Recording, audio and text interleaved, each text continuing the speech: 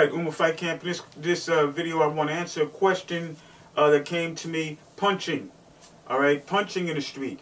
A gentleman said that there are some people who say you'll break your hands when you punch. And I've heard that said by some combative teachers and things of that nature. You know, if you punch, you'll break your hand and things of that nature. Alright, so I just want to say this. I don't think anyone should be preoccupied with the risk of breaking their hand in a street fight. Your mind needs to be as clear as possible, so I would not be concerned with that. You can use open hands, all right, a slap, a palm. The only issue I have with that is that, yes, it can knock people out, it can dizzy people, but when you were dealing with slapping someone or an open palm, you're generally going to deal with inflicting blunt force trauma, not necessarily pain, all right? So if you hit someone in the forehead with your palm, you can dizzy them, all right? You smack somebody in the ear, you can throw off their equilibrium, for sure. If you hit them in the nose or you smash their lips against their teeth, then this would cause pain.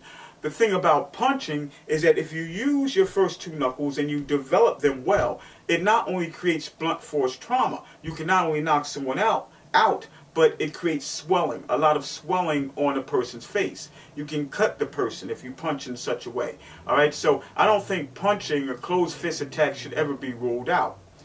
The fact of the matter is, no matter what people say about using the fist, the #1 weapon used by assailants in the street who don't have weapons is actually a closed fist. Okay, in other words, people are punching today, they still punch, they always will be punching also. If ever when it's hand-to-hand, people will be punching. We also need to look at empirical evidence in this case. How many street fights have you seen? Hopefully you haven't had too many street fights. I don't think that you need to have street fights. It's very dangerous, and particularly today, people don't really take it behind kicking and then come back like in my day and just fight again and see if you can win. If you can't win, you just try to make that person your friend so they have your back when you're hanging out. It's not like that too much now. Someone gets beat up, they pull a knife, they go pull a gun, they want to go get a stick, they want to get you jumping, things of that nature. So hopefully you're being smart and trying to avoid as many fights as you can, and all the fights if you can. But the street fights you've seen on YouTube, street fights you may have had, as I've said, the street fights that you might have seen, you see people punch. How many recordings of broken hands have you heard of happening? All right, not many, not many. All right, you really have not heard of many broken hands happening during street fights.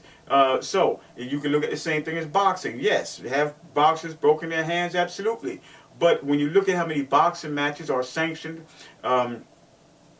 amateurs, pros around the world, amateur bouts where they're using 10-ounce gloves or whatever, all right? When you're talking about how many boxing events are sanctioned, pro and amateur around the world, how many broken hands have you heard of really actually happening? So I think it's a lot of paranoia involving breaking your hand when you punch. I don't think people should actually be worried about it. I think they should concentrate on developing more dense bones in their knuckles, which is an advantage that karate, especially old school karate practitioners have, and traditional karate practitioners have. They have density, a lot of bone density in their knuckles.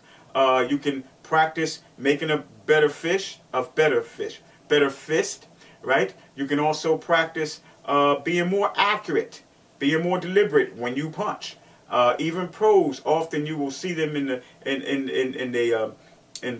throwing furiously, and they're not really aiming. Not really aiming in a real functional sense, right? So those are things you can work on: developing the knuckles in your hands, learning to make a better fist, a tighter fist, more compact fist, and learning to punch more deliberately. But worrying about punching or worrying about breaking your hand, I think it's something that you should. I think it's basically not necessarily a waste of time, but something that you should not be preoccupied with. All right, Uma Fight Camp, save calm and train hard, train smart. See you next video.